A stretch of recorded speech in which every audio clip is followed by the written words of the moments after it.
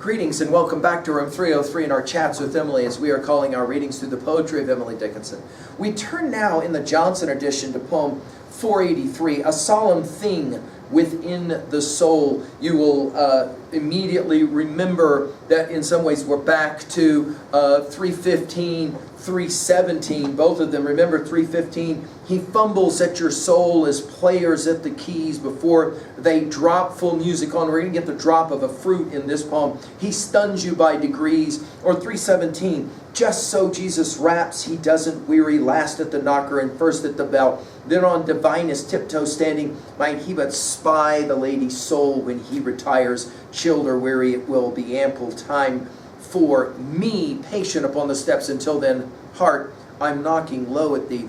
We're playing again the game of Emily, dancing with biblical texts.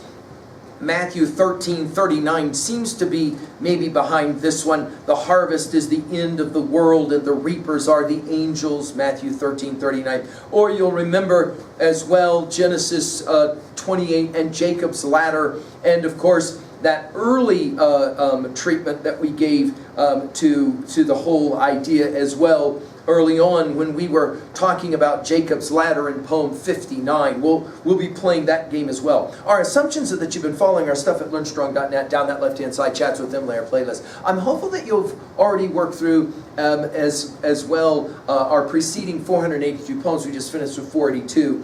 We cover the sweet phase. Here, death is the harvest of a soul. She'll say it this way: a solemn thing within the soul to feel itself get ripe. The golden hang, that is to say, the golden gift of faith, while farther up the maker's ladder stop, and in the orchard far below we hear a being drop, death of course. A wonderful, to feel the sun still tolling at the cheek, you thought was finished, cool of eye and critical of work. He shifts the stem a little to give your core a look, but solemnness to know your chance in harvest moves a little nearer every sun, the single to some lives. In other words, we move every day a little closer to the apple dropping ripe from the tree. It is a solemn thing within the soul. Notice it's not the body, it's the soul. To feel itself get ripe. And then golden hang, it's ready. The gift of faith, maybe we could say the apple of faith. While further up, the maker's ladders, here of course Jacob's ladder comes to mind, no doubt, from poem 59. And Genesis 28 as well as 32. Right? And in the orchard far below, you hear a being drop. It's the end, right? We're playing around, of course, with the idea of Hades all over again.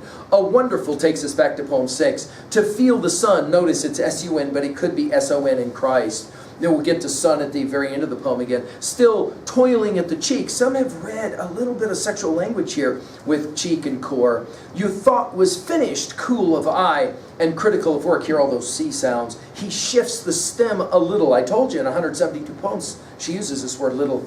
To give your core a look. And some have seen this as almost sexual language. But solemnness, back to the opening line. To know your chance in harvest moves a little nearer every sun, the single, to some lives. In other words, what is it we're saying here at 2a? Every day the soul, right, grows closer to its harvest. At 2b, of course, the symbolism of harvest and orchards, something every New Englander would know all too well. At 3a, think about Genesis 3 and the apple of Milton and Paradise Lost. We've given full lectures at learnstrong.net. Finally, at 3b, how do you think you will know when you are right? I hope your study of Emily's challenging you. Thank you.